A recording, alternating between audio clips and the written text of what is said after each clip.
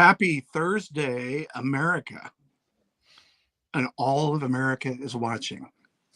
You know that's true. Absolutely. Guys, it's Thursday evening. It's time for the Idle Zone Syndicate. Producer Crank in the house. John What's Stewart. up? You know, I felt like I needed to wear a little camo this evening. As I Facebook stalked our guest, as I do, turns out the dude is pretty badass waterfowl dude, and I guess he fishes a little bit too. Yeah. you want to tell us about him, John? I mean, I met this kid when he was a kid a long time ago.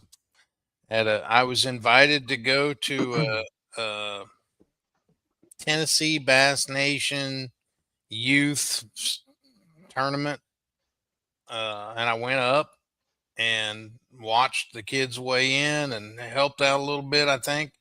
And I didn't know who any of these kids were. But he was in that group, along with some others, and maybe we'll get into that a little bit later. But this guy came up through like I said, through the nation, Fish College at Bethel, was the 2016 college bracket winner. Been to the Classic a couple times. He has won an Elite Series tournament at the Harris Chain. Finished second.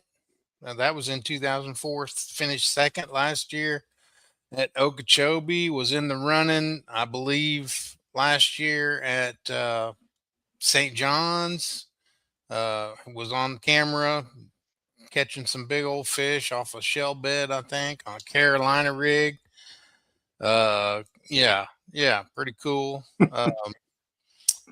Watched him in the Open on the final day on the Arkansas River where he finished second. That was a pretty cool tournament as well. I think he might have lost a good fish in that tournament. I think that might have cost him. I don't know. Maybe we can talk about that a little bit. Seems like I remember something like that. 82 bass events he's fished. 38 times he's finished in the money. But I don't think that tells the whole story. He's been in the top 30 out of 82 times, 44 times. That's, the college didn't pay all down a long ways, but there's 250 boats in those college tournaments. And to finish, a lot of those tournaments in the top 30 all over the country as a college student, that's pretty impressive. So let's just bring him on, Mr. John Garrett. Hey, welcome, John. I appreciate y'all having me on. I just want to say something real quick. I'm glad I'm not the only person that has glasses on for the glare to reflect on. So I appreciate producer Crank and John for matching me on that. Yeah, I haven't figured. We're not like Mercer. We're not like high tech. I haven't figured out how to not have glare on my glasses. I don't know how to do it. I don't know how they do it. We don't have all that fancy stuff, and I can't see without them. So no, I can't either. I'm just, that's just is what it is. Yep. So how are you? I'm good. I am tired. As Danny said, I'm in almost the tail end of the duck hunting guiding deal. I got 16 days left, so I've worked, I'm trying to get my days right, 44 the last 45 days, and I got 16 more days to go. So we got been pretty busy with that for sure. And then my last day of guiding, I go straight to Gunnersville. So I got a little busy couple weeks coming up. Yeah. How's that guide waterfowl guiding stuff work? What's your typical day like?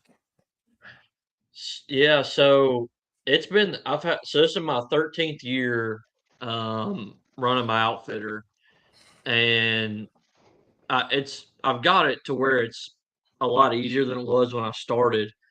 We run, 3 groups of guys every day. Meet everybody at the dock at 6 a.m. 2 groups go out with some other guys. A group goes out with me, hunt for a little while, eat breakfast, hunt till about lunch, and then usually after we eat lunch in the blind, we come in. So typical day, I'm back home at 3 o'clock or so. So been running that same deal for a long time, but that's really I started that when I was in college. That's how I afford to fish. I mean, it's the only way I could fish. Really, I mean, back in the I want to say back in the day, it sounds crazy to say this, but 10 years ago in college, Bethel did supply a good bit of our, spending, but there was still so much of it we had to foot on our own.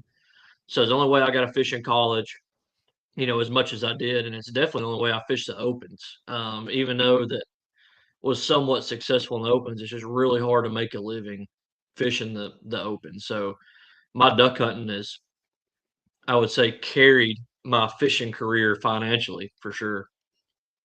Yeah, that's awesome. um,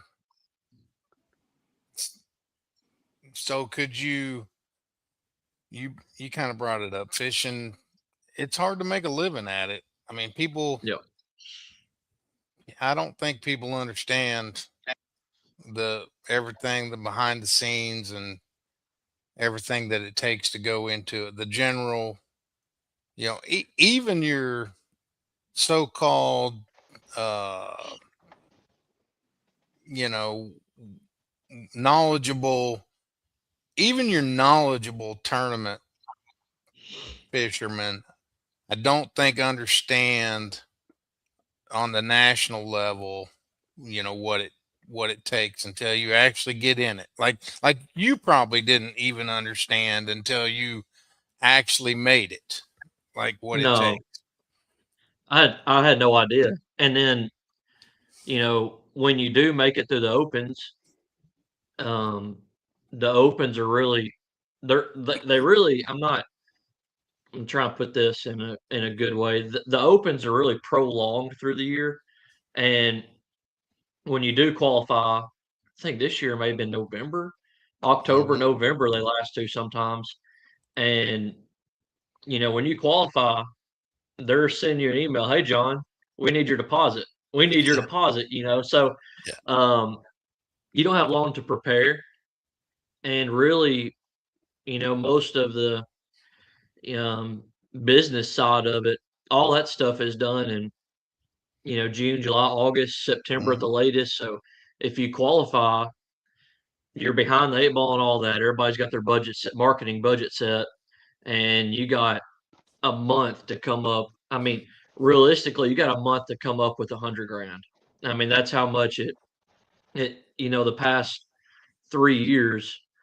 Um, now, I mean, we're spending at least 70 grand on the Hmm. road. I mean, I know our entry fees are down, but everything else all time high. Boat and motors, insurance, gas, oil, like, you know, our entry fees went down, but everything else is climbing.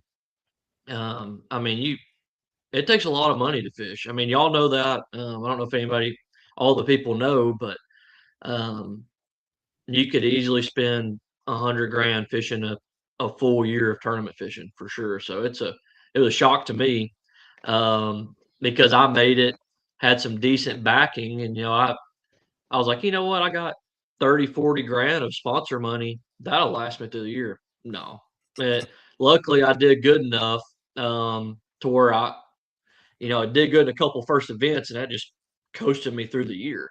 Hmm. But it's really hard to make consistent money, make it more money than what you're spending. It's hard to see your bank account go like this, but most of the time it's just kind of that direction. Mhm. So So that, and I think you touched on it a little bit. The very first year that a guy gets involved is maybe the toughest because of yeah, budgets.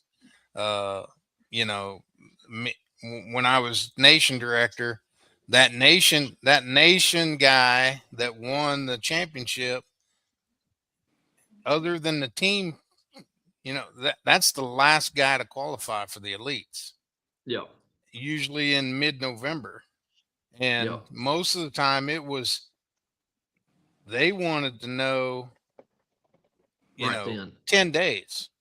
Yeah, And I'm like, guys, you got to give this guy, an opportunity. And fortunately, unfortunately, my job was to try to, I always wanted that guy to do it, to take the step, hmm, but I never wanted him to do it if it was going to put his family in financial stress, risk. Yeah, risk. And I always had that conversation with them. you know it's one of them things where, like, I'm deep down, I want him to do it, but I'm almost trying to talk him out of it, yeah, because I yeah. It's want, and nobody ever, I shouldn't say nobody, there's a couple guys that didn't do it. uh Ryan Levine, yeah, uh you know the only guy to win the nation championship as a non-boater, and he probably could afford it better than almost anybody because he won two boats that year in that yeah, championship. So that pretty much, and got a $16,000 stipend. So he probably had his way paid better than most, and he turned it down. And then the other guys are just hoping, you know, yeah. that it goes well. Now, the next year, you can start working on sponsorships and all that. So was year two a little easier on that level for you? Yeah, it was. You know, thankfully I had a good year one. Won a tournament, had 4 top 10s. Like I had a good year the first year. That helps. Um, yeah, that it helps tremendously. It really does. And um, what really helped was that a lot of the other mutual teammates I had for a lot of companies, um, I had kind of an up year. Some of them had a down year, so that kind of put me higher on the list. Which any other given year they were above me.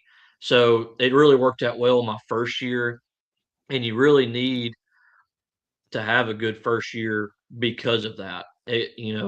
Um, your first couple years are probably the most important in your career. Not just for sponsor dollar wise, but even just points to stay in the elites. I mean, because once you make to year 5, you get that drop year. So Hmm. your first couple years are crucial for your business standpoint and your longevity of your job. So super blessed with my first 2 years for sure. Yeah, absolutely. That's the other thing I don't think people realize is that points year. So let's say you don't have a good year. So if you're new in the elites, you get 2 years, right? Yep. So you get two automatic. You're not booted after the first year. If you finish dead last, you're not booted. You get 2 years.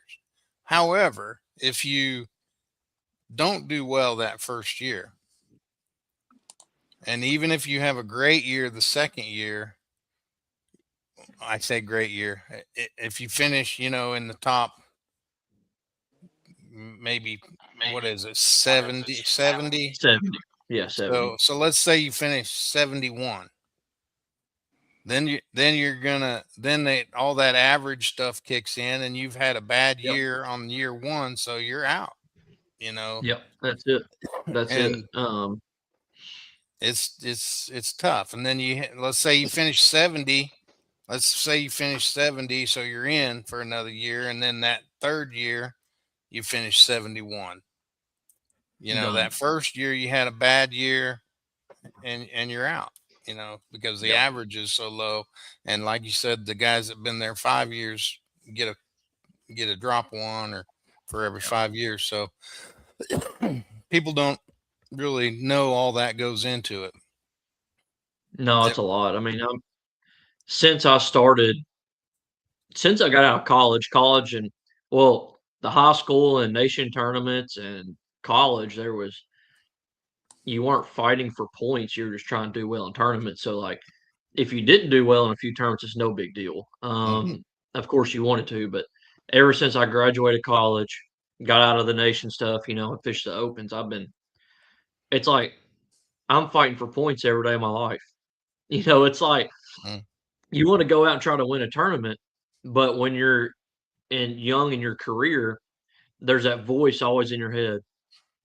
Better go catch that other ounce. Better go catch 2 more ounces. You need those points, and it's just always on your mind. Um, I know we're seeing plenty of young guys win tournaments, but yeah, fighting for points, until basically year 5. Yep. So one day, hopefully, I will not be chasing points and I will be much more relaxed. But hopefully, I get to that point. Is that do you think that's year 5 or when do you think that It, is? uh, if your first 4 years go decent, and I'm saying decent, you finish, you know, you make half your classics and you don't finish below 65th in AOY. If you make it to year 5, you can drop your worst year. It makes it a lot easier. A lot easier. Yeah, I don't know if I'll ever not be chasing points, but I would feel better if I make it to year 5. Do you think everybody is chasing points, or are there some people that don't worry about points? Like even the Yeah, young there. guys, that are they all chasing points, or are there some of those guys that are not chasing points? They're just fishing to win and happen to be Um, doing well. What do you think? yeah. I'm saying everybody that is 4 years in or newer always have it on their mind. It's always got to be on your mind. Um, and I'm not talking just making the classic points. I'm talking about just staying Hmm. in the elites. I think it is on everybody's mind. Um, no, yeah, I don't see how it's not. Yeah, I wouldn't know how either. When you when did you when did you realize or have the dream of being a professional angler, fisherman? How It old? was, yeah, it was really. So coming out of high school, I had no thoughts about fishing professionally. I graduated high school and didn't even do that well in high school. I just had a couple of good tournaments. I had a couple of good tournaments that were the right tournaments, and I was sweeping the floor of my granddad's marina. He pulled all the boats out of his showroom and told me to sweep the floor. I swept the floor, and he came back in there and asked if I swept the floor. And I was like, I just got done sweeping the floor. He said, do it again. And I happened to be sweeping the floor. And then, as you said earlier, Gary Mason, the person who coaches Bethel University, he happened to walk in and we just started talking. And I don't know if he did a little research or what, but he came back in the next day and offered me a fishing scholarship. And he walked out, and my granddad walked in. He said, "What he want?" And I was like, "Oh, you want to know if I want to fish for Bethel?" And he's like, "Well, you spent too much time talking. Get back to work." And um, I was right then. I said, "Man," I said, "I can work in my granddad's shop for probably the rest of my life, or I could go fish at Bethel for the next 4 years." I said, I'm going back to school." So I went to Bethel. No, thoughts or dreams of fishing professionally. And my first tournament, I zeroed on day 1, and then I caught like a 28-pound bag on day 2. And I was like, man, that was awesome. Like I loved every bit of that. Then I won the classic bracket. That's kind of the point where things turned for me. Um, not not when I won, but when I fished the classic. And I did not do well. I think I come in 40th or 42nd. I beat like 12 people, which is not many. But when I look down that list, Swindle won AOI the year before, and I'm not trying to throw anybody under the bus, but I beat 10 household names, and I was like, you know what, I might be able to do this, and it was awesome. Getting to fish the classic was awesome, and that's kind of what lit the fire. Um, then I started putting stuff into it, time and effort, time on the water, studying, and then I had 4 more years of college fishing. So that classic bracket's where it started. I mentioned earlier that I went to a Tennessee youth event, and I think we got a picture of that event. Maybe. Oh yeah, that's it right there. Look at that. Yep, that was on. Yeah, I remember that day. So, you want me to tell a story on this or no? Yeah, go ahead. Heck yeah. This is my granddad being my granddad, trying to do its best for me. But I had found a school. This is at Pickwick Lake at Counce, Tennessee, and we had found a school of fish right out in front of the boat ramp. And back then, these tournaments, the older age group fished half the day in front of the boat, younger half fished half the day. And a guy raised his hand and said, "Hey, my boat is broken. I can't run on my motor. I can only idle. Does anyone want to fish with me?" And my granddad looked at me and said, "Raise your hand." I was like, "I'm not raising my hand. I don't want to fish in a broken boat." He said, "Son, I'm not going to tell you again. Raise your hand." I had smoke coming out of my ears. I was so mad. And he said, "John Coble, I'm not messing with you. Raise your hand." I rose my hand, and he was like, "All right, John, you're fishing with so and so with a broke down boat." I just shook my head. I was so mad. But I was the only person that got a fish in that boat. So I got the full day in the boat, and we just idled out to my spot. And I did not catch those fish until the second half of the day, which would have been the other person's half. So there my granddad is bailing me out again. But Mhm. yep, I remember that tournament like it was yesterday. Is there another picture? Yep, give me just a sec. All right. So Three your on grand. four. So I've met your granddad multiple times. Oh, there we go. Yeah. All right. Yep. So who else in that picture do you recognize? Man, Who's the guy on the far right? that's Cole Sands, isn't it? Yes, it is. That's Cole Sands. And I was thinking there Man, was one. I was thinking there was one more in there there probably is. that have done well, moved on, and done well. I can name a few of those guys, but that's been a long time ago. But you make me feel old now. I just thought that was neat that at least Yeah, it Cole is neat. Sands. Yeah. Gosh, I want to think. Maybe not. I thought Jake Lee was in that. I did too. He would normally be in them, but I feel like Jake Lee is probably there. Just he didn't want to take a picture. Yeah, probably. So your granddad, do you think, is he the time you told the shop story? Is he doing that to push you out, or is he doing that to, like, not wanting to admit it, but kind of steering you a direction? He was just. I'll tell you what. So he always wanted me to work hard, and I worked hard towards hunting and fishing. And he would always tell me, son, you work hard so you could play hard. And your play hard is hunting and fishing, and that's not your work. And that is what he was always frustrating me about, is because I was trying to turn my play hard into my work hard.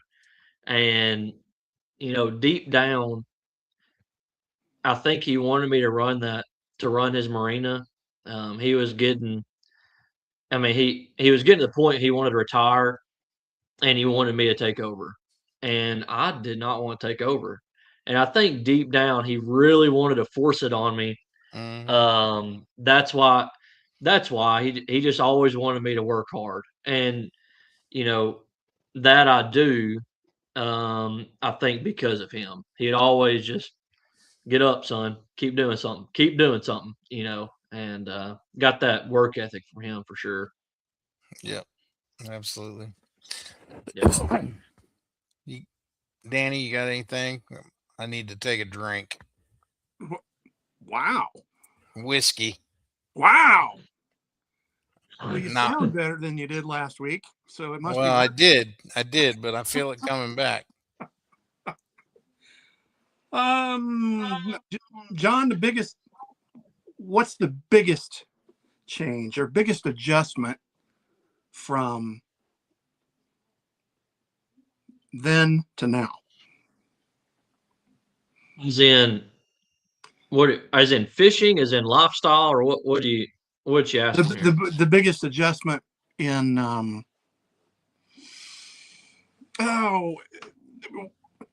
what am I trying to say here? The biggest adjustment in moving from hobby to profession. For you personally. It is. Yeah, it is very easy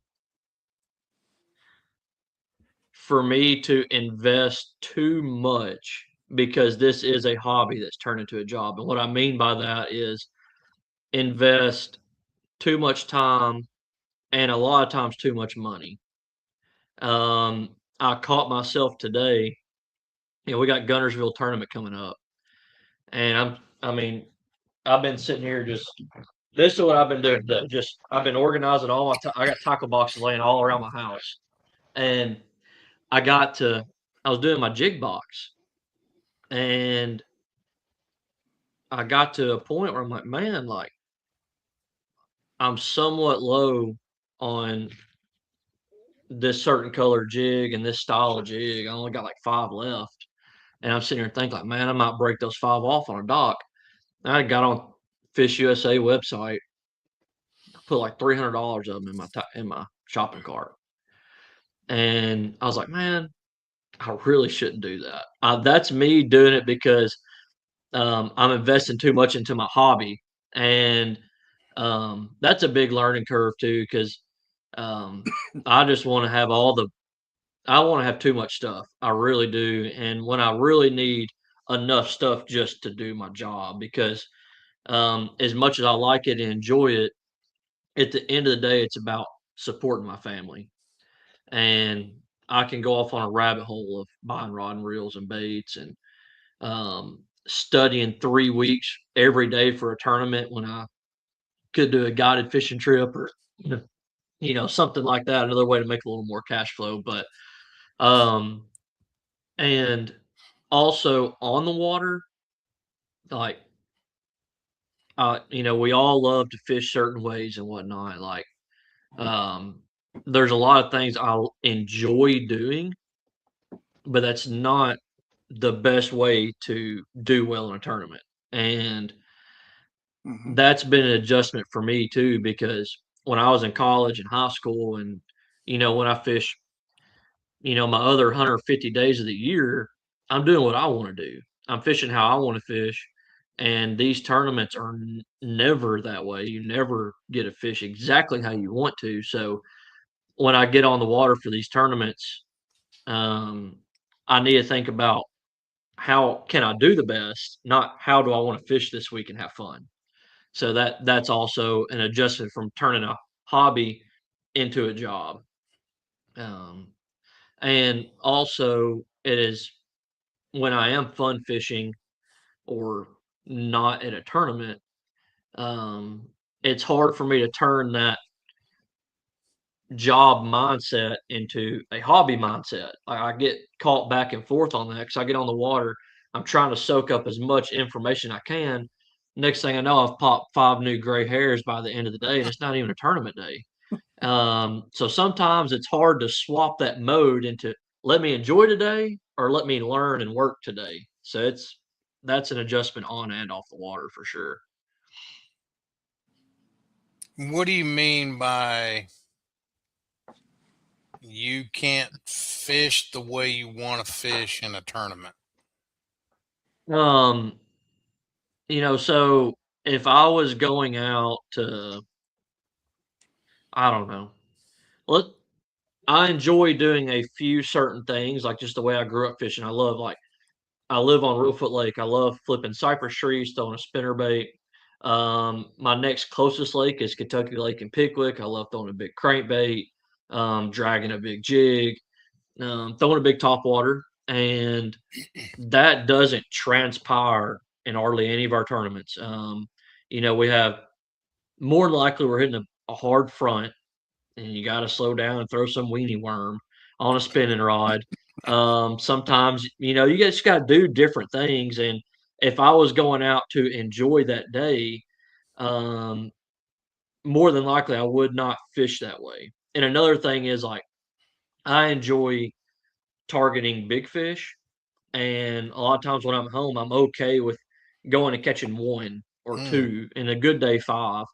And during these tournaments, like I said earlier, those points, you gotta catch it, you gotta get them points. So you do have to pull your little weenie worm out on a drop shot and a shaky head and throw next to a stick or something sometime just to catch a green slimy fish that long, but it could save your season. So Mm. Yeah, in the tournament, you pretty much got to catch a limit every day. I mean, yeah, that's right. Yeah. you've got to catch a limit every day. And I'm like you. I'm happy going out, and if I can catch 5 good ones today, I'm happy with that. Oh yeah. That's Yeah. I'm pleased with that. Like Yeah. right now, I'm trying to learn how to scope. So if I can catch 1 good fish, actually seeing it, then I'm happy right now. Yeah. Yeah. Which is I'm not succeeding too much at that right now either, but I'm getting there. Yeah. Uh what is your favorite way to catch a bass? My all-time favorite is throwing a spook, top waters. I mean, I think Mm, that's got to be everybody's favorite. And then growing up on Tennessee River, especially getting in the October, November timeframe, it is awesome topwater fishing. I mean, the bigger the topwater you throw, the better. Weren't catching that many, but you're having some awesome blow ups. And then herring fishing for sure. You do the same thing. But I love throwing topwater. Love throwing a big crankbait. I've caught thousands of bass on Tennessee River throwing a big crankbait. Um, Something I'm really good at. And when I can throw a big crankbait in a tournament, I'm just like tunnel vision. That's what I'm doing. Like, um, that's what I look for the whole time. And really, um, sorry, my throat. I've been blowing duck call for so long. My throat's about raw. Um, but really, what I enjoy doing the most, more than anything, I love side scanning, and I love finding groups of fish that haven't been messed with. That's what that's what I love to do. And it doesn't really translate to our tournaments very much. Rarely it does. Rarely. You might have 1 tournament a year. But I love just getting on, post spawn and just putting my boat in gear and looking for schools of bass that don't get messed with. I think I enjoy finding them almost more than I do catching them. I know it sounds weird, but that's what I like. on a typical practice, how much time do you spend doing that versus fishing?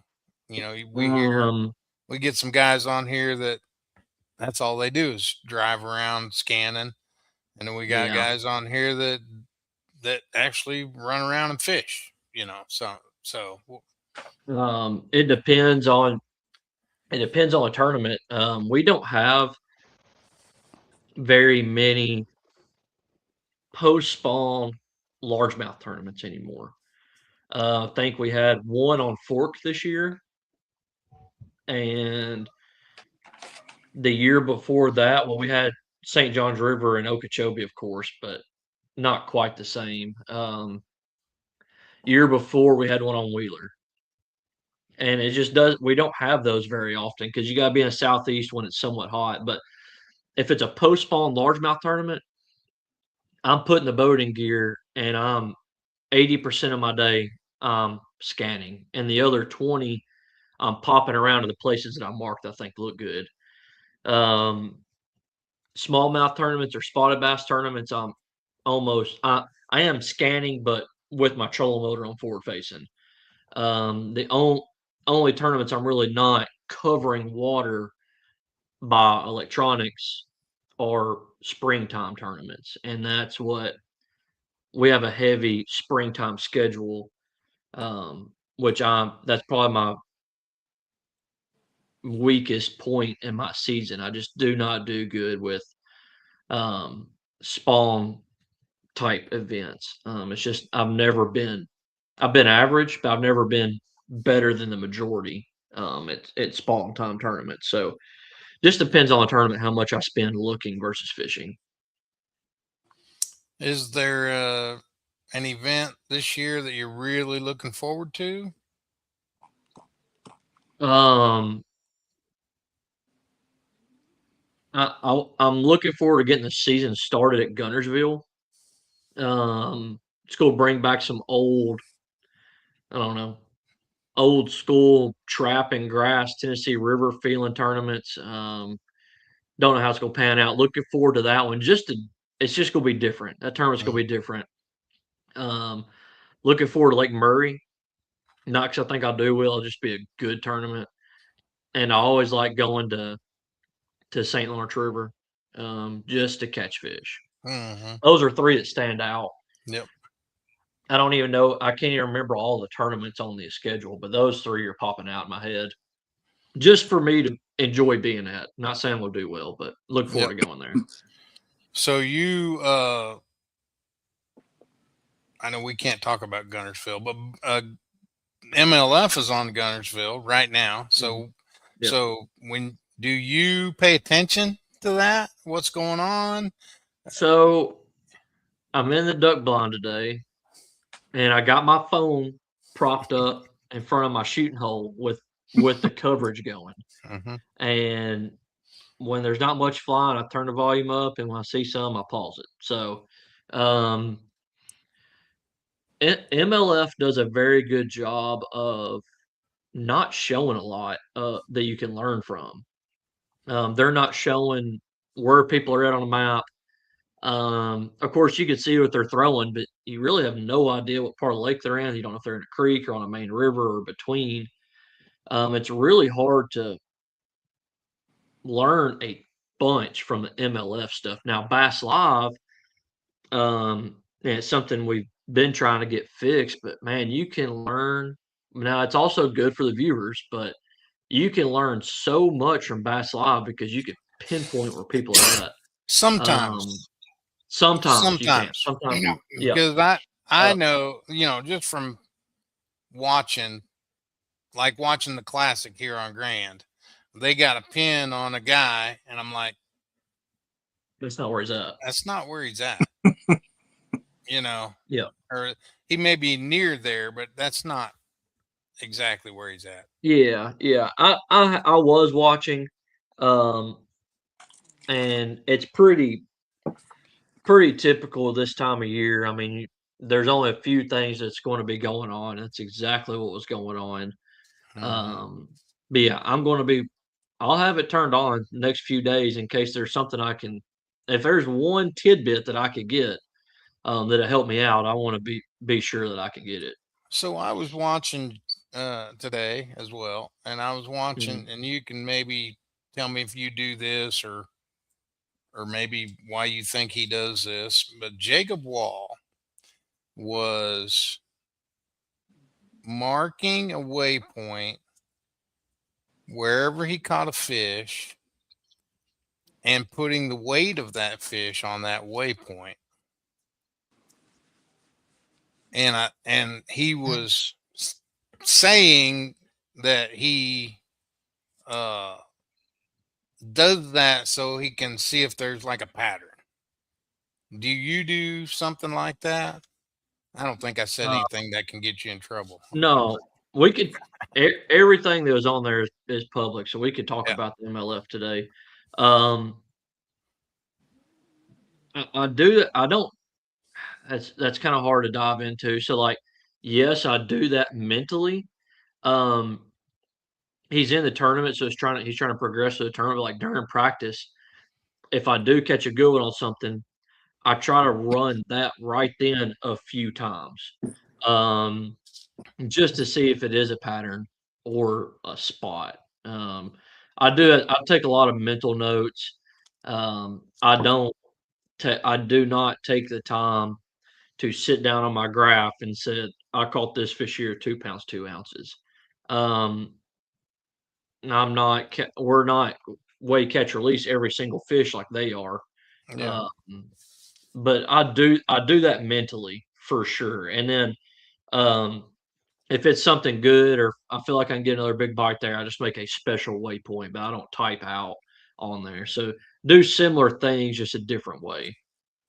So if you say you make a special waypoint, so if, let's say like Jacob was marking these fish, does he do you think he deletes those, like that's just a fish that was there, that's not a stump or a brush Yeah. pile or something? So you think he deletes, like after the event, all the fish waypoints that where he caught a fish? I mean, why would I don't know why you would keep them, I guess is what I'm Yeah, asking.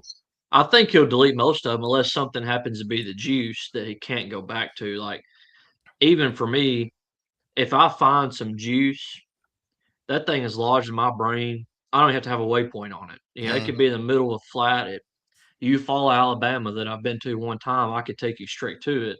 But I think what Jacob is doing is just so he could zoom out on the map and maybe see a pattern to those bigger fish just right then. So he could zoom out and look. I would do something similar, maybe just a different color waypoint. If I can zoom out and see all my pink dots or red dots or whatnot. But yeah, after the event, there's no reason to keep a waypoint for every single fish you caught because hopefully in his case he'll have 100 something waypoints by the time the event's over. But he also was doing well, and that gives you a little free time to maybe plug up whatever graph unit he has, saying, hey, this helps him out. So if he was crunched for time and needed every second in fish bite, he would not be doing that. Yeah. It's just interesting. I notice little things like that, like just little bitty things. I also noticed the guy, the official that was weighing fish for Jeff Sprague. Almost every single fish he weighed was touching the hand warmer that he had in front of his that he has a little hand warmer thing that he keeps his hands in when he's sitting there. Yeah. And when he'd stand up to weigh a fish, almost every single one of them fish was touching. Now, do I think it made a difference in the scale? Probably not. But I'm just anal enough that I'm like, yeah. But it's touching. Why wouldn't like if I'm an angler, I notice that stuff. Like, hey, he's touching your thing. Yeah. That could be an ounce.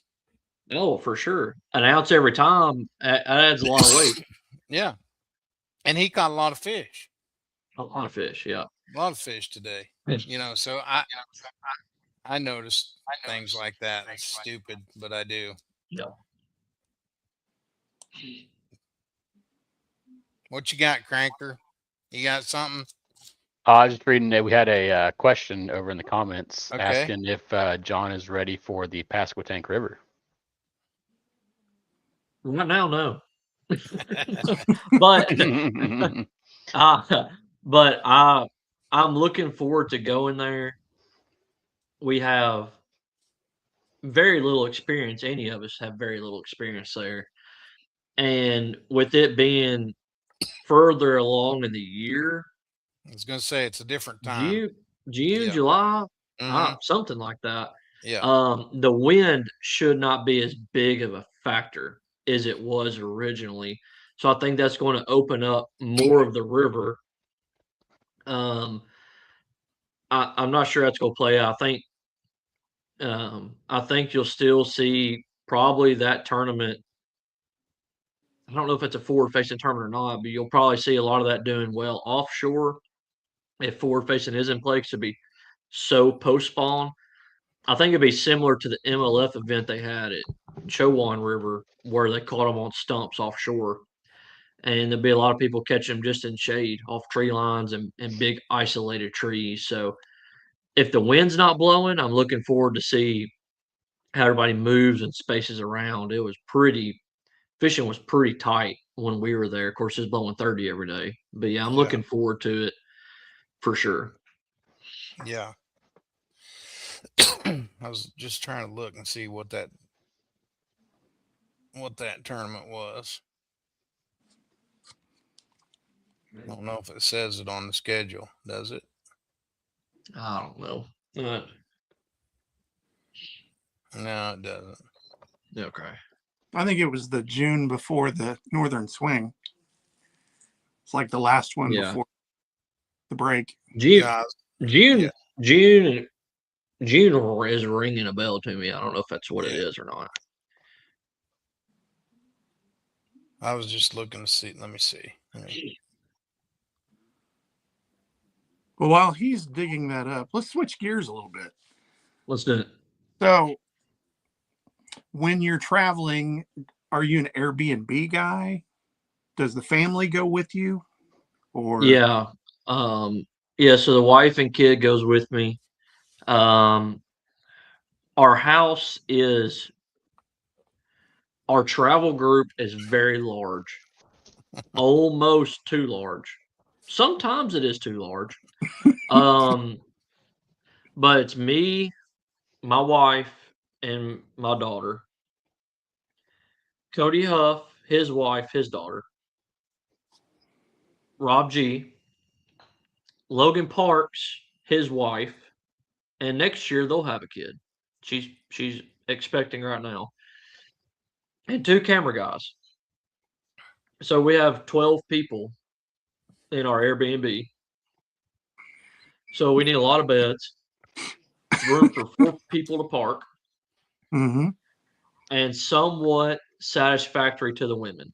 That's the biggest thing. Yeah.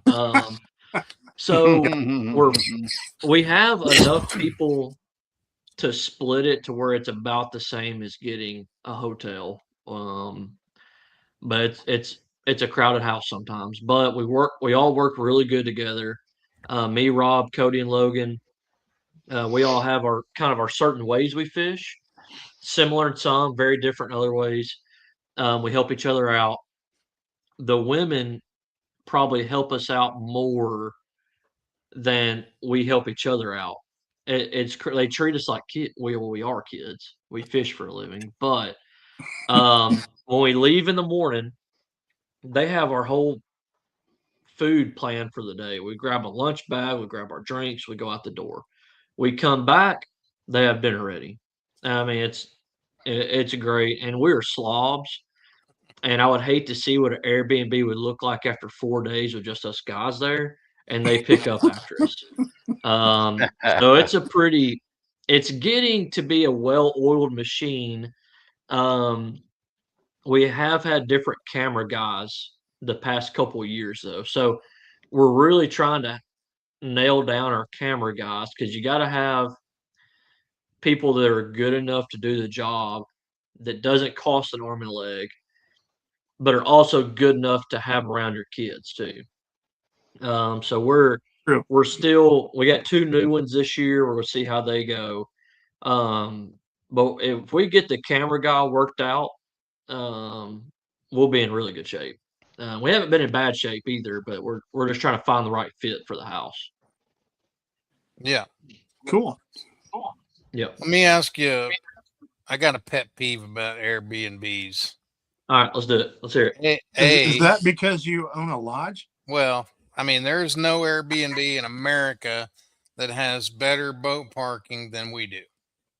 Hands down. No, Yep. no questions asked. Amen. But that's not the pet peeve. The pet peeve is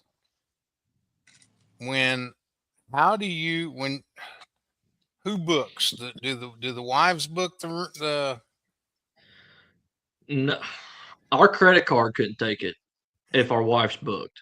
So we book and we say, hey, is this sufficient for you? Can you make this work? So Most time they say no.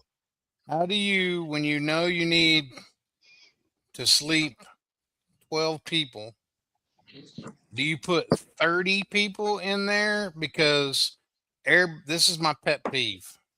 Yeah. When I put 12 in there, they show me 3 beds.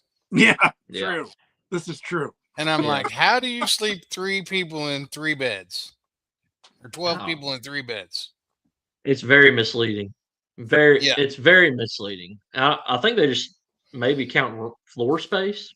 I don't know how they do it, but yeah, we just have to go through them and then we find, click on them, see how many beds they got. But yeah, it's aggravating because it doesn't filter hardly any of them out because they all say they sleep a bunch of people, but Yeah. rarely do they. I'll tell you what else is a pet peeve of mine. This is only probably fishing people related, is when I can't find a picture of the driveway. They never have a picture of the driveway, and then I'll be like, "Hey, do y'all have room for 4 trucks and boats and 2 cars?" Everybody says yes. Well, You sure. get there, they don't. Every time. Yeah. So, and then they say, "Don't park in the yard either." Yeah. So then we're left like, "Huh? Don't how do we park make on the this happen?" grass, but we got plenty of room. Yeah. Yeah. Yeah, no, I kind of wish we had at least one like cabin or tiny home or something here on the property that had a kitchen that maybe we could, like if your group wanted to stay here, like our price is right. Like I just booked some BPT guys that are coming that normally stay at an Airbnb. And I asked them what they normally pay, and they told me, and I matched the price, and I didn't have to come down that much. Now we don't have kitchens, they can't. They have to, if they're going to cook, they got to grill their food. There's a grill right outside their door. There's mini freezers, coffee maker, microwave. But I wish maybe if we had like a tiny home that could sleep 4 or 6 people, and it had a kitchen and the main cooking can be done in there. Maybe some of the other half of your group could actually just stay in the motel here. That would be, we could probably pull that off. We might get some more. Yeah. And most of the places, well, I'd say about half the places we stay, if we can get the wives to pass off on them, they don't really have a full kitchen. Like you said, they'll have a coffee pot and a microwave, whatnot, but they'll have a grill outside kind of deal. So they'll do some Bob Evans in the microwave. We'll come back and throw some steaks on the grill and make it work. So it's not that big of a deal. Yeah. Yeah. All right. Well, that was my little, because I've been, well, my dad and his buddies, they come here. They came here last year for a week, and we did this golf and fishing tournament. They wanted to fish in the morning and they wanted a competition. So I put together a little tournament, and we fished in the morning, golfed in the afternoons. And they want to come back, and they ask me what dates are good for us. Well, I tell them, and none of them dates are good for them. And so I'm like, we could always go somewhere. You can come here in July and August when it's a little slower, but it's hot. Fishing's not great. Or we could go to whatever, Iowa or Minnesota. I don't really want to go to Minnesota right now, but at one point I wanted to go to Minnesota, for fishing. And I'm looking at Airbnbs and I'm like, all these guys got to have their own bed. So there's going to be like 8 of us. So I need to put in like 30 sleeps 30 to get to my 8 to get to my 8 beds. Yeah. Anyway, I digress. He's almost out of his time. He's got to put the kid to bed. Danny, you want to ask? My wife gave me till 8:15. Oh, I'm nice. good. I got another 15 minutes. Yeah. Okay. Yeah. Well, I mean, Danny usually kind of ends the segments with some very important questions. super deep technical questions. Okay. I mean, I just want to just absolutely rake your brain. All right. You're driving down the interstate with your wife and daughter. You see the billboard, or more importantly, they see the billboard. Daddy, we have to stop. Where are you stopping? Restaurant, gas station, somewhere you have to stop if you see it. If we have to eat, my wife cannot drive past the Chick-fil-A. She cannot do it. That's a popular answer. Yeah, that's a popular one. We can eat it for breakfast, and then 6 hours later, Chick-fil-A. I'm like, oh my gosh, I'm pretty good. I would pick Culver's. We don't have Culver's around here. When I see a Culver's for lunch, or if I'm driving at night, I want to stop at Culver's. She hates Culver's. I love it. I don't get to go there much. Yeah. Totally understand. Yeah. It's kind of funny. This is our 84th episode. Okay. And just a mental quick figure. When I ask that question, we are running about 40% say Chick-fil-A and about 40% say Buc-ee's. Yeah. And then the other 20% is just a hodgepodge. But it's funny that you said that. The second super deep question. This one digs at you. Craziest thing you have ever seen on sonar screen? Something you couldn't explain, or something just off the wall, strange? So I actually caught this thing, okay? And it was I got it way back on my social media. I was at Bull Shoals, and the fish were spawning, but the water was high, so they were spawning on stuff submerged off the bank line. And like I'm talking the furthest out bush or a stump or whatever, scanning down this flat bank, I see something that's like a concrete slab, a rock, whatever it was. I marked it, okay? And I do another sweep through there to get a different angle. It moved a little. I'm like, that's strange. I put another waypoint on it. It was like 6 foot away from my first waypoint. I'm like, okay, I could have been off a little bit. Go upwind, come back downwind. Moved a little more. I'm like, dude, my depth finder's just messing up, because it's like, 6 foot the first time, 2 foot the other time. And so I got these waypoints kind of in a small little trail, And I was like, I'm just going to stop and see if there's one on it. So I put my trolling motor down, and water's crystal clear. And I go up there and I look, and I see what I marked, it about that big around. I was like, man, it looks perfect. But I'm looking, and I can see something moving. I'm like, dang, there's one on it. It's so deep. It's like 10 or 12 foot, it's so deep I can't tell what it is. So I was like, I'm just gonna get the fish to swim off of this stump so I know how big it is. So I literally pick a jig up and I flip to it. My jig's falling, nothing happens. And I flip to it again, nothing happens. Like I could see something moving on there. So I need to get this thing to move. So I tie, I don't know if I got. I tie this big white ugly jig on, and I flip it over there, and I feel something moving. I'm like, okay, the fish has it. Well, I'm picking it up, and it goes back down. Pick it up, goes back down. I was like, I don't know what I got. I don't know what I'm hung on. Thought I was hung. And I pulled back. I couldn't move whatever it was. I send my hound dog, lure retriever. Thought I was hung on a stump. And I was like, surely if I send my hound dog down on top of this stump, the fish will swim off, and I'll be able to see how big it is, and I'll get my jig back. I go down there and hit this thing. This thing takes off, and it's the entire stump swimming. I was like, what do I have? Looked like a manatee. And it was the biggest turtle I've ever seen in my life. I got a video of it on Instagram. You'll have to go look at it.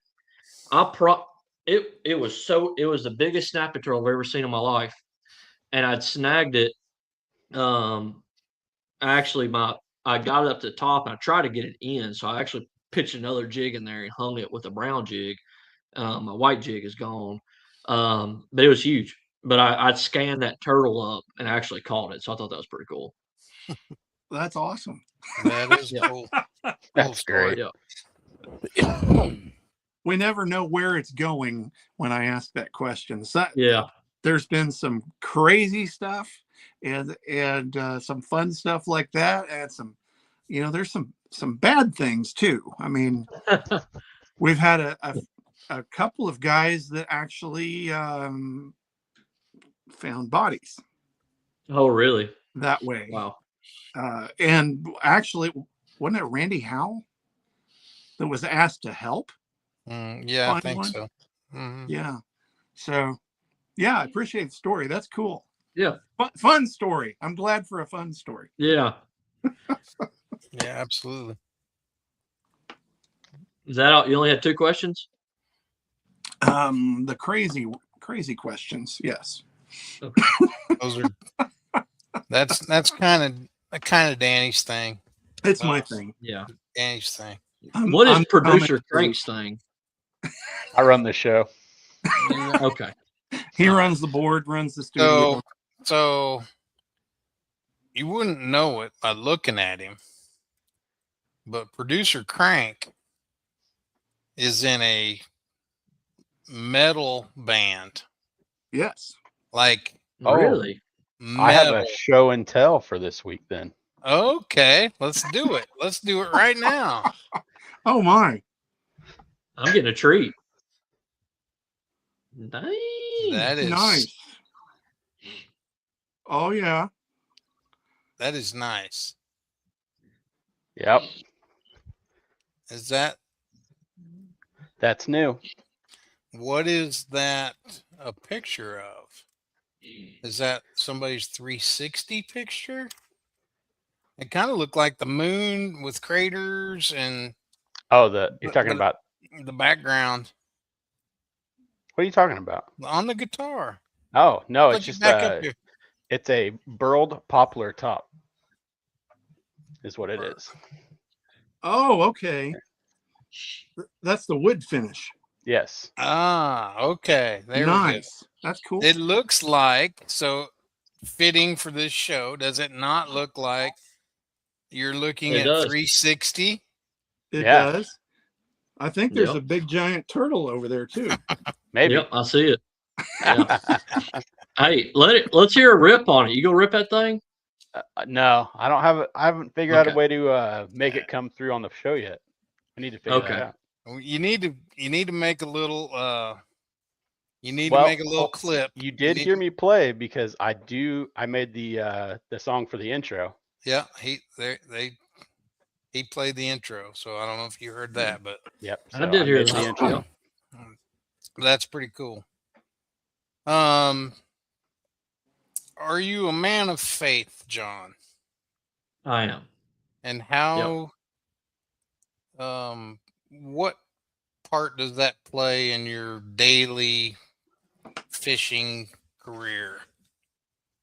A lot. I'm actually gonna tell you about when I got saved, and I'll let that be my part in this. Is that Okay. all right with you? Is that Awesome. good? Yes.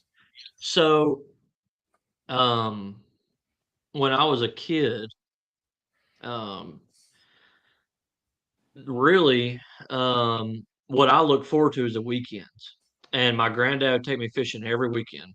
Saturday, Sunday, we would go fishing. Saturday and Sunday, we go fishing. Come wintertime, we would go duck hunting.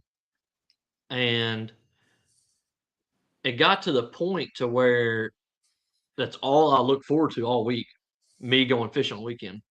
Well, all of a sudden, my granddad was like, John, we're not going fishing Sunday, we're going to church. I was like, oh my gosh, can't do that. That's one of my 2 days I go fishing all week. How dare you intrude? And so he started putting me in church, and I was pretty frustrated. I was probably 12, 10, 11 at the time. I was frustrated that he was taking, he wouldn't even take the whole day of fishing away from me. He took the morning away. We'd go to church in the morning, eat lunch, and then we'd go in the afternoon. That was half a day. That's eternity to me. Missed the top And water bite. that's exactly right. That's exactly right. So, I'll never forget. We woke up, it just rained, and I was like, man, you know when you walk outside and it smells like you could catch a fish? And that was this Sunday. And we unfortunately I couldn't talk him into skipping church. We went to church and I was like, you know what? I'm just gonna sleep through church. We got there, I slept through church. And we went to this place with one of our buddies, Rick Kelly, and my granddad and myself went to Kingdom Watershed. And we go up the only creek that runs into the watershed, flowing water. And they're standing on the front of the boat and they're catching them every cast on just a spinner bait. And you could see it, there's hundreds up there. And they're like, Little John, get up here, I'm throwing. I cannot catch one. I cannot catch one. And Rick Kelly said, well, you should not have fell asleep in church today. You should have paid attention. And I was like, that ain't got nothing to do with this. And he said, well, here's my rod. And I pick his rod up and I throw it and my spinnerbait breaks off. And when it lands in the water, a fish eats it and starts jumping everywhere. And I got so mad. I was like, I cannot catch a fish. And they've caught 20 or 30 a piece. I ain't caught one yet. And what he said to me just stuck in my head. He was like, maybe you shouldn't fell asleep in church today. I fished all day, never caught one, and they just mowed them down. I could throw, not catch one, they throw in there, catch one. Same thing all day.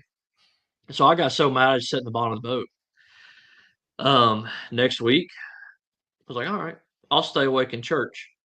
And it felt like I was getting preached to. And then that led a few Sundays down the road, I ended up getting saved. And it was literally because of me getting frustrated, falling asleep in church, and that trip, a fishing trip after church, is kind of what led me. And you know, the preacher at the time was on a kick. Every Sunday he'd say, "If you're not saved, this is the time. This is the time." It's every Sunday for that span. He was saying that at the end of the sermon. But it's just kind of cool that I got saved because of fishing. Now, it's not strictly because of fishing, but that me caring so much about it is kind of what I feel like got my emotions broken down enough to where I can let something in, if that makes sense. So there's my little spiel on that. That's pretty awesome. That is very cool. Very cool. That leads me to a little story about the state qualifier. I don't know. Have I told this story on the show? I don't. I ain't heard it. So I go. I felt like before the state qualifier, I felt like I've been very involved with this church here in Grove, and more involved than I've ever been. And I feel like I'm more alive and more just, it's even hard to explain. And then if I go through a week or so where I don't do much, it's just like almost convicted that I'm just not doing enough or whatever. And I know it's not about doing stuff, right? But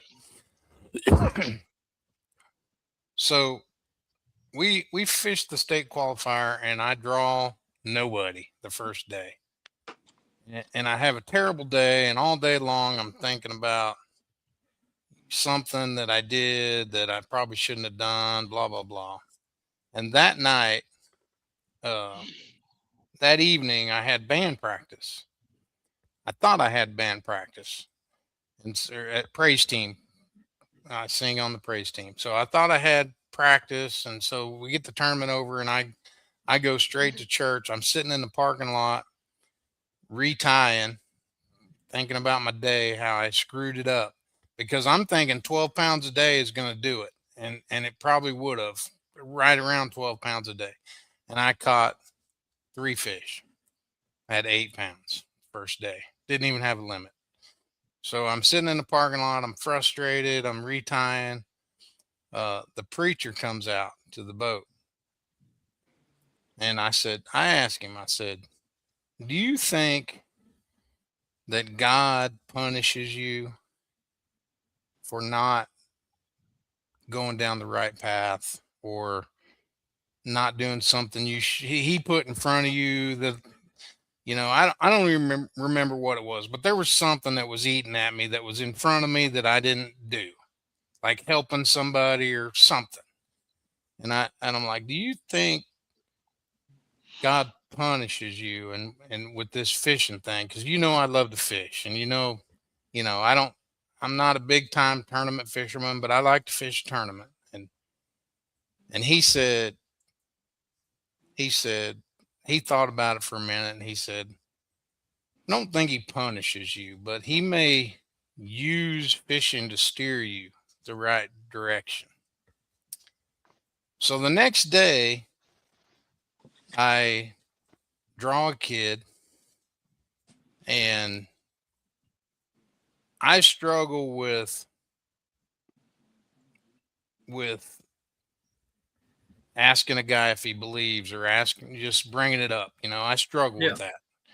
And so, and I've been told by other guys that are believers, and that having them in the boat is easy because you got them all day long. They can't go anywhere. So you just strike up the conversation. Well, I still struggle with it. And so I've got this kid in the boat, and I'm thinking all morning long, I'm thinking, man, I need to talk. I need to just ask this guy if he's a believer. And so I finally asked him, and he's like, yes, sir, I am.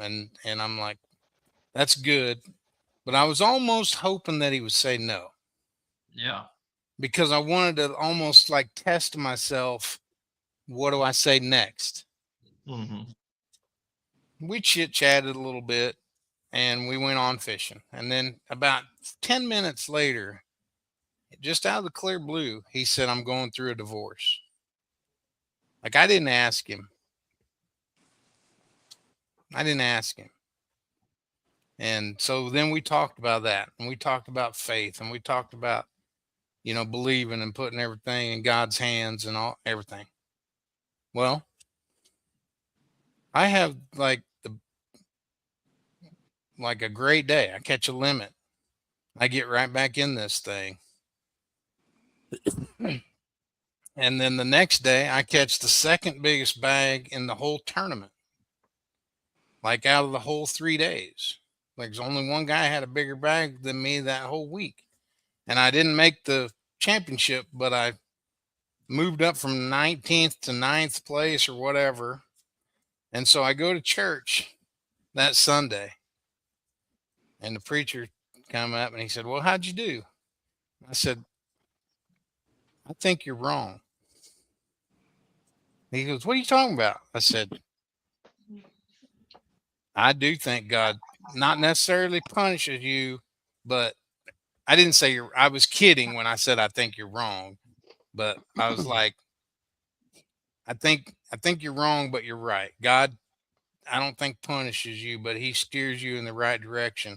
And when he steered me to talk to that young man, I believe with all my heart that he allowed me to catch 2 good bags of fish after that. And the first day I was convicted. Yeah. And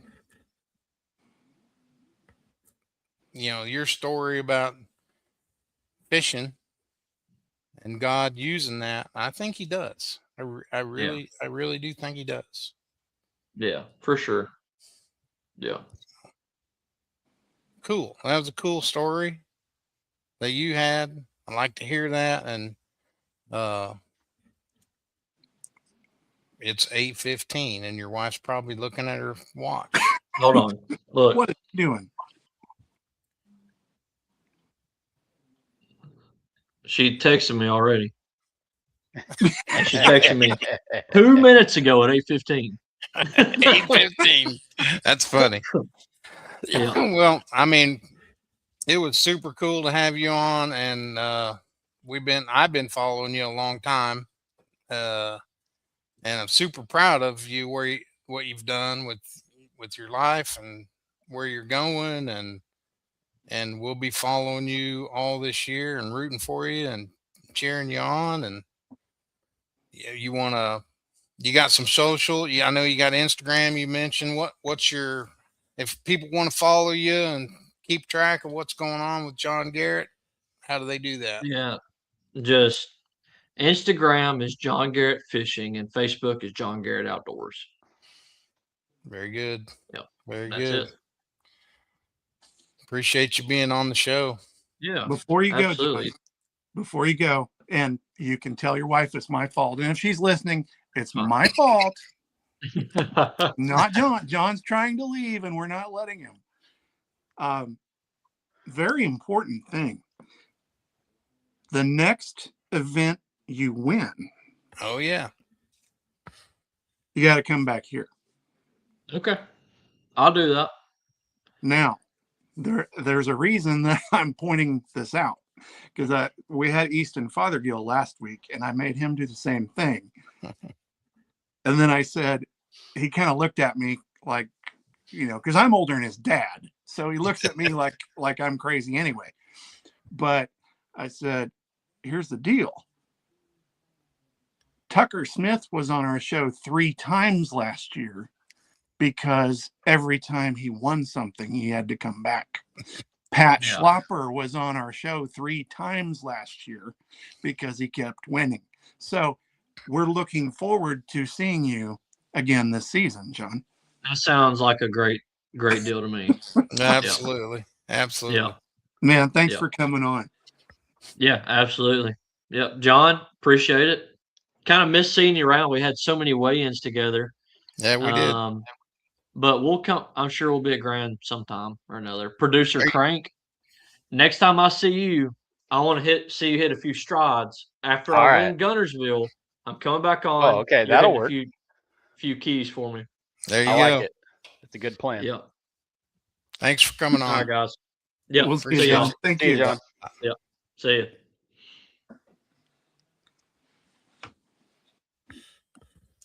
Very cool. Yeah, cool guy. Cool guy. That is very. Yeah, he's a good dude. I mean, we say that about everybody. We haven't had a bad one yet. We haven't. It's true. I mean, we even said that about Mike Iaconelli. Oh, I hate that he and Mercer didn't get saved to YouTube. Yeah. Guess we need to have him on again. Yeah. Yeah. So where we've come in a year, I was just looking at a year ago tonight, we had Mark Menendez. Okay. And I remembered him, and he was a great guest. Mm-hmm. We just keep rolling with these great guests. Yep.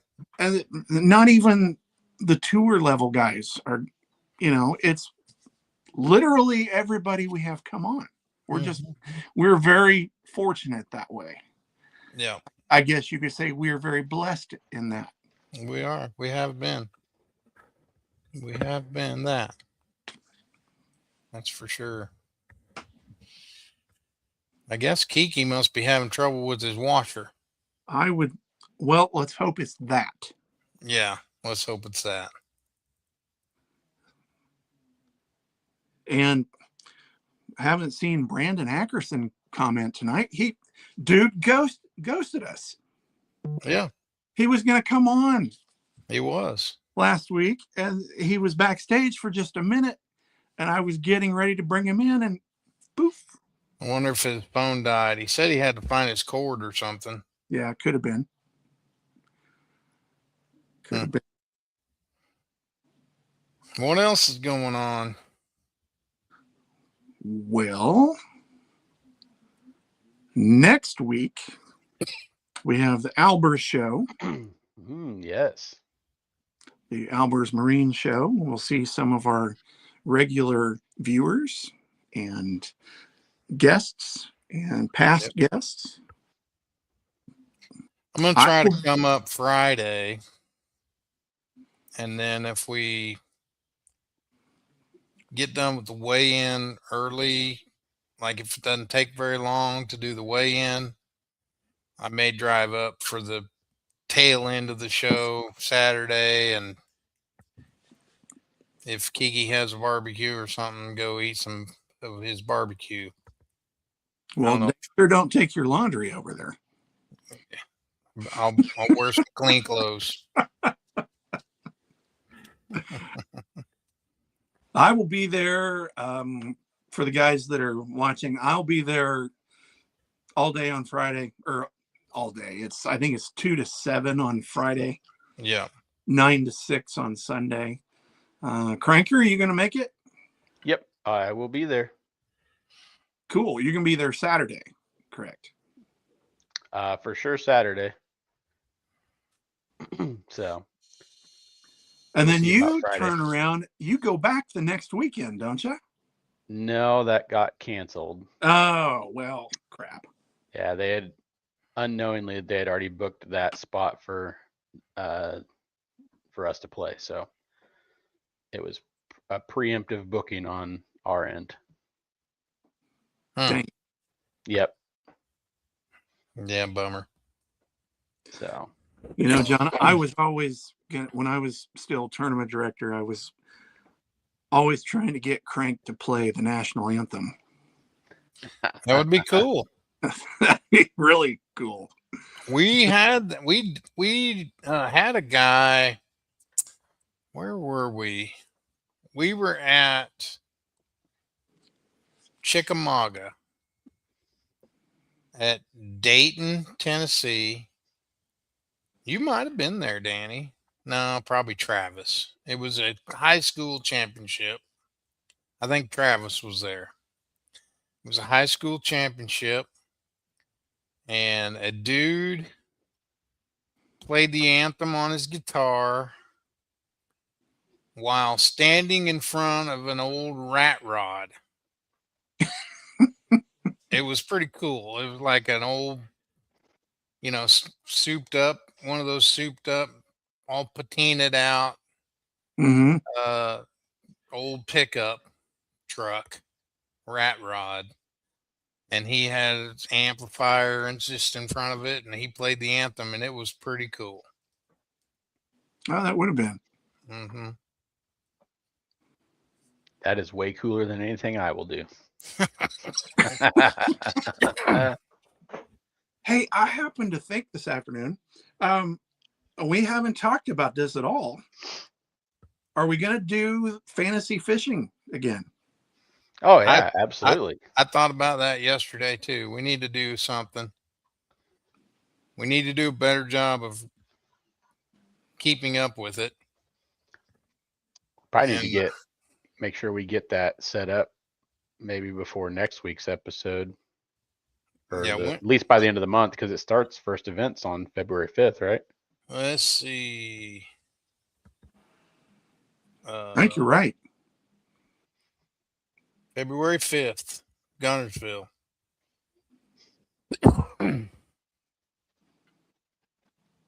Yeah, that should be a good one. It should be very similar to what's going on right now on the MLF. I don't think much will change from the way they're being caught now and the way they're being caught, will be caught in that tournament. I don't know if any of you watched that today, but I did not have a chance. Pretty much everybody used their forward-facing sonar the first hour, caught decent bags, but from the second and third period, they whacked them. Not everybody, but they whacked them pretty good. Jacob Walker, who's a rookie, who I know, and we'll try to get him on the show. He's sitting in second or third place. He caught like 105 pounds today. Caught a 710 on a chatterbait. And he was a rookie, so they didn't have him on camera. He was in the top 10 from the second period on, and they didn't run a camera over to him until the last hour of the day. And I'm like, what are they doing? The guy's whacking him. And he wasn't hard to find. I could see where he was. I knew exactly where he was.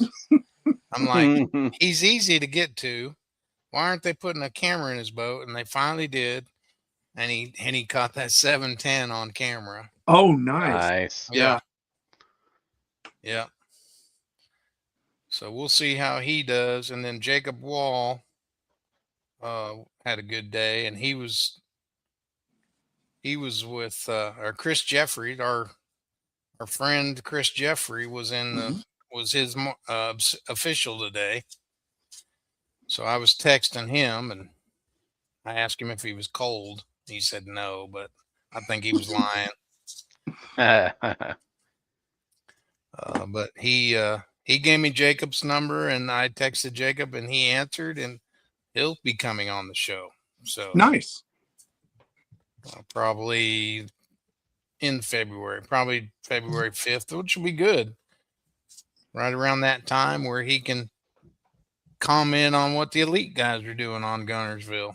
Fun. That'll be pretty good because he lives on Gunnersville. Young guy. Does everybody but us live on Gunnersville? Pretty much. That's kind of what I'm gathering. Pretty much. All the fishermen live on Gunnersville. I don't know if you guys watch. Do you guys watch any fishing shows? Do you watch the Kevin Van Dam Experience? I haven't watched it yet. I've watched clips of it. So his last show, he had Trip Weldon. Oh, nice. On the show. On Trip's Lake Jordan. And Trip kicked his butt on the show. Like, put it on him. Nice. So I texted Trip, and he said it was a lot of fun. And I don't know if Trip would be willing to come on, but he'd be good to come on the show. Past his bedtime, though. He's probably in bed at 7. Well, I would be. He said, Kevin, I asked him how he enjoyed the show, and he said, Kevin still, like, just because it's a show doesn't mean he doesn't go like it's a tournament. He said they got on the water at daylight, and they fished till 4. And Trip was beat. Said he was. And I know he was, because Trip's he's a eat lunch at 11 o'clock, in bed at 7 type guy. I enjoyed the first 3 episodes of the cast last Saturday or Sunday. I watched them on Sunday. I wonder if I recorded that. Davey Height. There was Davey Height and Kevin Van Dam, and then it's an hour-long special, and then the third one was Texas Bass, and that was pretty interesting. But yeah, I really like the cast. If I were going to make a fishing show, it would be something like that. I would enjoy doing that. Yeah. Was it on Fox? Was it on FS1? Yes, it was on FS1 or 2. I don't think it recorded, and I don't know why, because I've got the last year's or whenever the last season ran. I recorded all them, and I still got them. But I don't know if it maybe it did. Maybe I just need to click on it.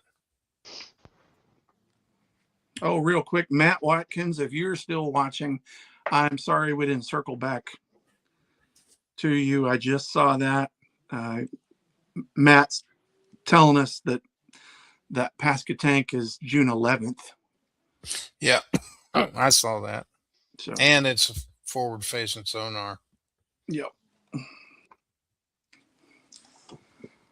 See, that's what happens when I do Crank's job. I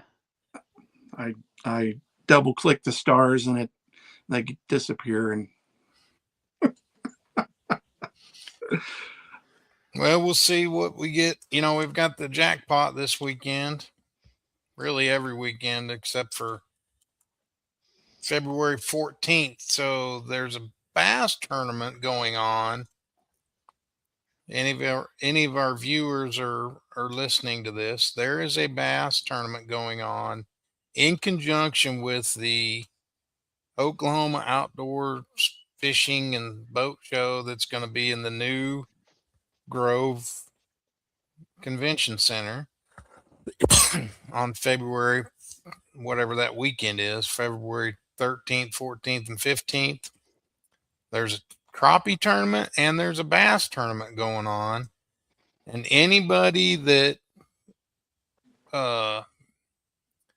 if you fished a team tournament last year and you made that team tournament's championship, is the only requirement that you have to get in. It's not an open tournament. Like I didn't fish a team tournament in which I qualified for a championship last year, so I can't fish it, I guess. But like Kyle, Kiki, and Moody, made the Future Bass Championship, they could fish it. And it's like $350. It's a 150 boat maximum, and I think first place is 15 grand based on 150 boats. Right. And the weigh-ins, the day 2 weigh-in, they're going to cut to the top 30 on day 2. And the day 2 weigh-in, I don't think all 30, maybe all 30, but at least the top 10 are going to weigh in inside the sports show. Oh, cool. That's cool. Yeah, that's what I'm reading. So weather. that'll be interesting. Yeah. Saturday's supposed to be pretty chilly. So we'll see how many boats we get for the jackpot. And looking like the following weekend, Alber's show weekend, here on Saturday, and by here I mean Hutchinson. Now they're kind of leaning towards like actual winter stuff. Well, if we get any of that, we'll see how it goes this weekend with the cold weather. If we get less than 10 boats, then I may just tell everybody if we don't get more than 10 signups, we're not going to do it. And maybe I can be there all day Saturday. We'll see. Just base it on the weather. Cool. I don't know. I don't want to do it for just a few boats, although it is a no forward facing sonar weekend in the jackpots. So maybe a low turnout anyway. You don't know till you try. It might actually go the other way. Maybe, but I doubt it. Probably not. Around here, all the hardcore guys are sonar guys. Mm-hmm. The ones that I think will show up. I think if it was summer, I think if it was like a summer tournament, I think we'd have a good chance of having a good turnout, no forward facing sonar or spring, whatever. But I don't know. We'll see. We'll see how it goes. Dude, I've caught your cough through the screen. I'm tired of this cough. I am. It's just annoying. Like it's just right down in here. It's annoying. I'm just tired of it. Keep you awake. I'm so tired of it. I keep thinking, man, it's feeling pretty good. Surely tomorrow I won't have this, and it's still hanging on. But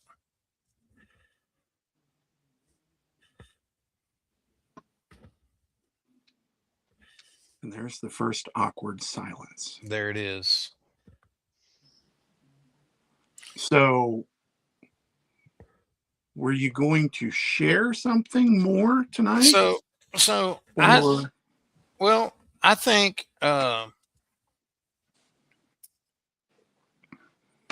we're kind of going to have a new segment, or maybe a little something that we can use as a segment, and it'll be really short and quick, especially tonight, since we've already talked a little bit about, John Garrett gave his testimony about how he was saved, and I gave my little testimony about something that happened at the qualifier. But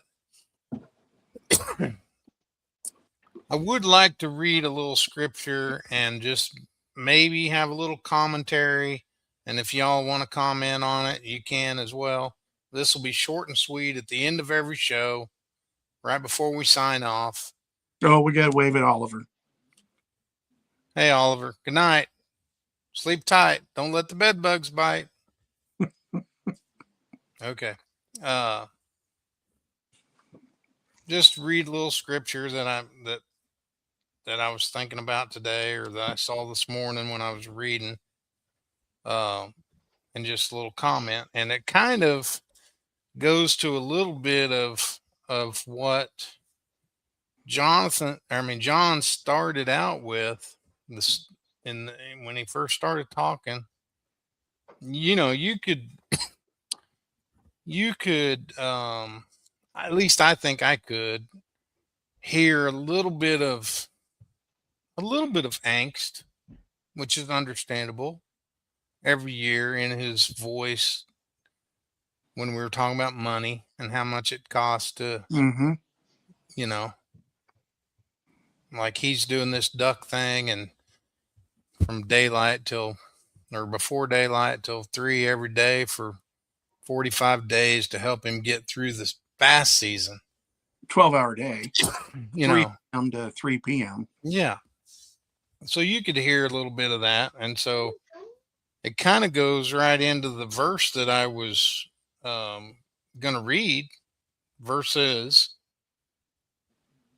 And it's from Matthew 6:21 or 25, 6:25 through 26, 25 and 26. Therefore, I tell you, do not worry about your life, what you will eat or drink, or about your body, what you will wear. It is not life more than food, and the body more than clothes. Look at the birds in the air. They do not sow or reap or store away in barns, and yet your heavenly Father feeds them.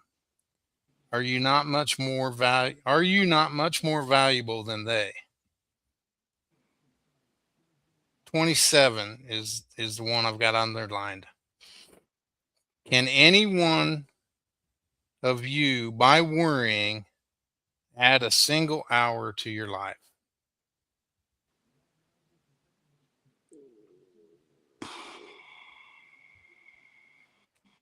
So that's the scripture that I had, and we opened the show with talking about worrying about money, and I catch myself worrying about, am I going to be able to pay the mortgage in January and February? Because we don't have any guests, and we're relying on deposits from people booking for the summer to get us through these couple months, and I can catch myself worrying, but I know that God is not going to put me in a place that I can't handle. And when I read this scripture, you just have to, as a believer, you have to take this word of God, and that's what it is, the word of God. And he's telling me not to worry, that he will take care of me, that he will provide. And I believe that.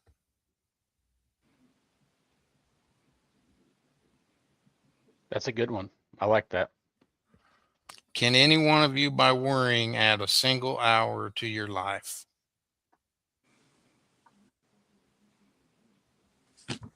No. The answer is no.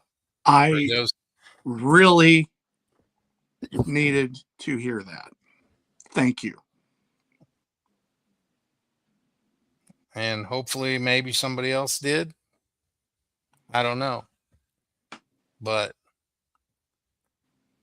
the reason why I asked the guys if I could do it, for those of you watching, the reason why I asked the guys if I could do this tonight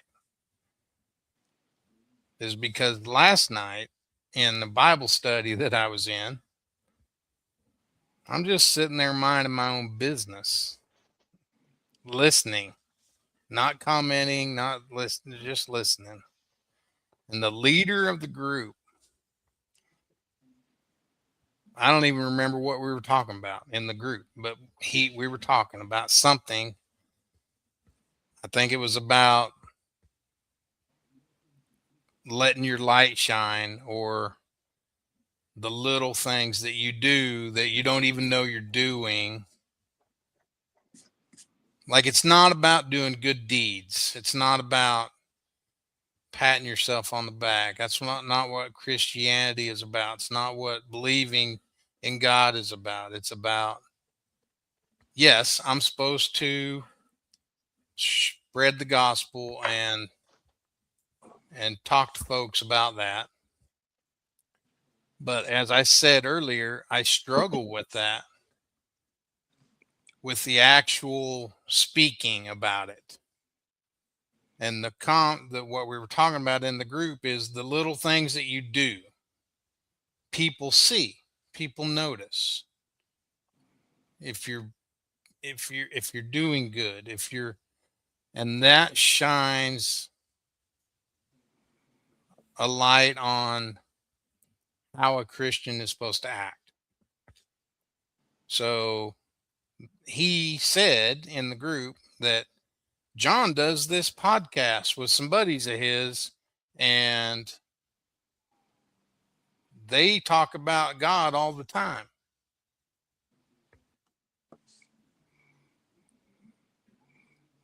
Maybe we do more than in their fishing thing. So yeah.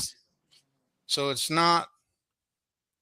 So I know we talk a lot about fishing, and we talk a lot about a whole bunch of other things, Bigfoot and UFOs and all that.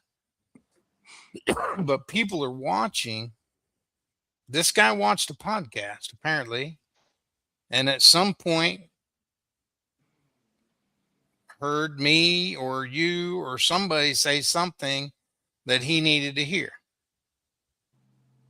And so that got me thinking, sometimes we don't. Sometimes we go a whole show and nothing is blatantly, maybe we do, like underneath everything. People read through the lines and people,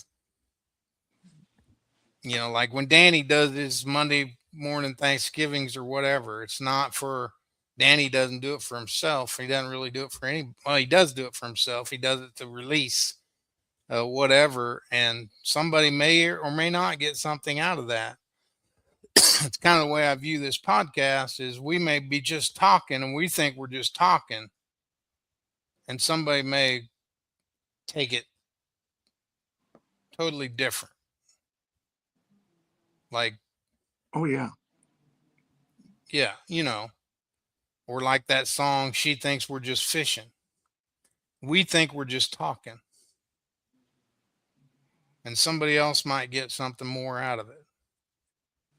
And so I asked the guys if I could, if they thought it would be okay if we did just read a scripture at the end of the show, and short and sweet. Everyone won't be as long as I'm babbling now, just short and sweet. But I'm trying to explain how we got here. And so that was the scripture that I read this morning, and amazingly kind of fit in with what we talked about tonight. Isn't that weird? It's amazing, amazingly weird. So anyway, so if y'all will indulge us, I'm gonna read a scripture at the end of the show.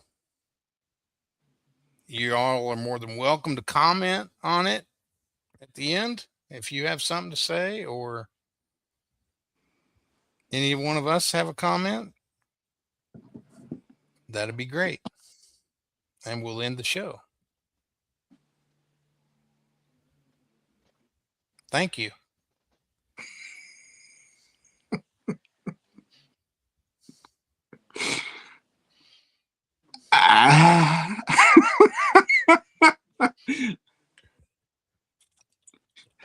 Mic drop. Yeah. Who do we have on next week? Didn't we book somebody? Yeah. Who was that? Hey, look.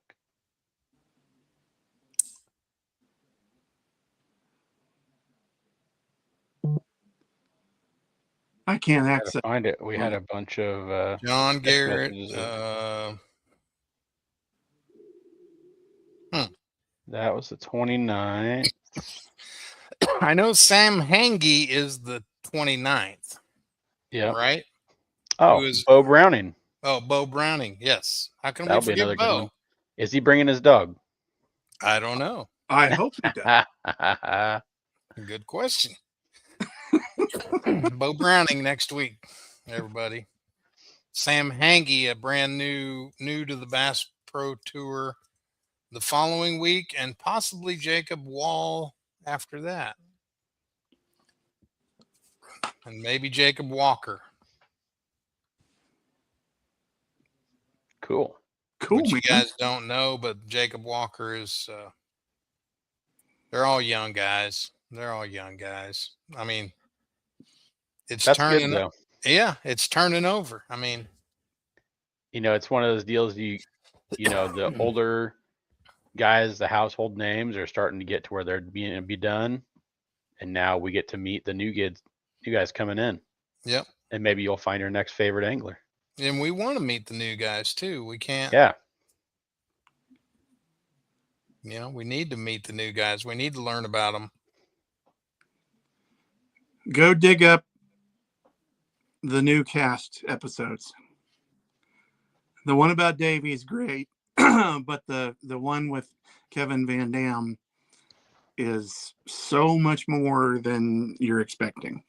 Yeah. Or at least that I was. Mm-hmm. You know, looking at his rookie season and looking at him, it's like, is this the same person? Yeah. Oh my goodness. Y'all got your money's worth tonight. Man, we went here and then we went over here and then we kind of gave a big hug in the middle, and yeah, this is is good. A little different episode. Mm-hmm. I was not expecting big giant snapping turtle at the end of that story. Must have been a giant one too. We'll have to look up the Instagram. You said it was on his Instagram. Mm-hmm. I want to see how big this thing was.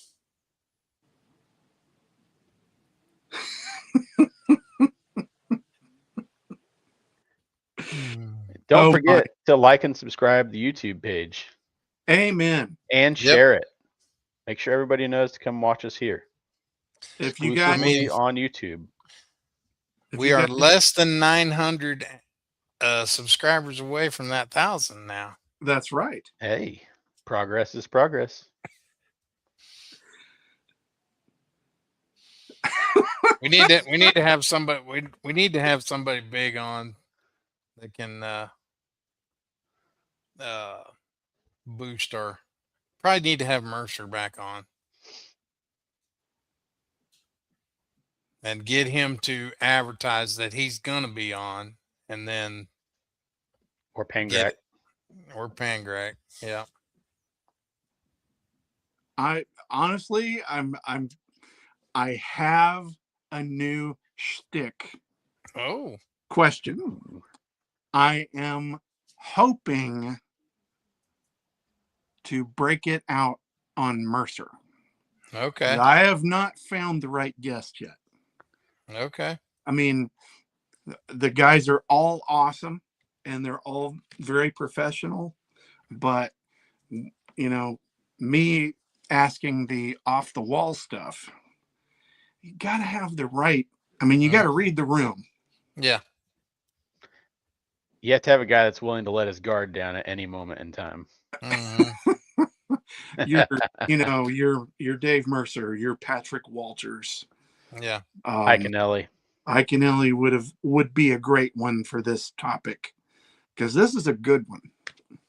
I'm pretty proud of myself for this one. Okay. But we're gonna break it out one of these days. What a cliffhanger! I've thought about Mark Zona,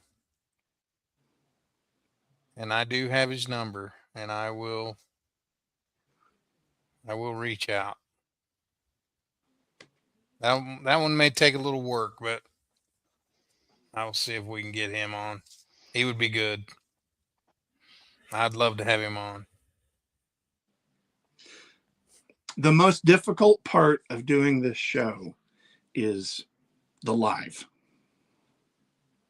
Yeah. Because it's not the actual talking or interviewing, because it's once you get started with anybody and you break the ice, it's like any other social setting. Once you break the ice and you start conversing, it's no big deal. And you can do that with literally anyone. But the problem is getting all the personal schedules to align to come on live. Yeah.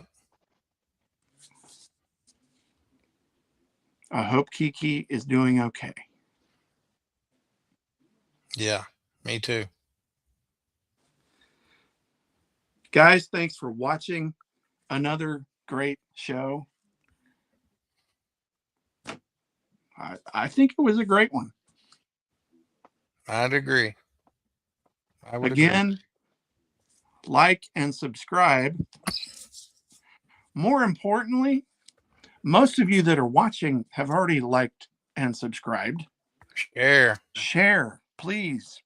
Just share the feed to your Facebook page, whatever social media you're on. Just share the link, and they'll track us down. I mean, if they watched enough of the show, they'll hopefully like it, subscribe it.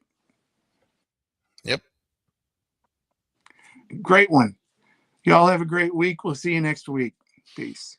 Peace. Later.